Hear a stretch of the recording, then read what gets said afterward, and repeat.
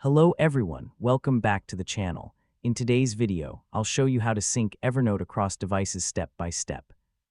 If you want to access your notes on your computer, phone, or tablet, this tutorial is for you. So let's get started. First, open Evernote and sign in using the same account on your device.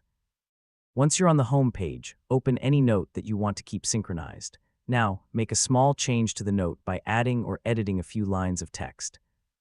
As you can see, Evernote automatically saves your changes, so there's no need to click a Save button. As long as you're connected to the internet and signed in with the same Evernote account on your other devices, your notes will sync automatically. This means you can start working on one device and continue from another without losing your progress. Whether you're using a Windows PC, Mac, Android phone, iPhone, or tablet, Evernote keeps your notes updated across your devices, making it easy to access your information anytime and anywhere. That's how you sync Evernote across devices. It's a simple feature that helps you stay organized and work more efficiently. If you found this video helpful, please give it a thumbs up, subscribe to the channel, and turn on the notification bell for more helpful tutorials. Thanks for watching, and I'll see you in the next video.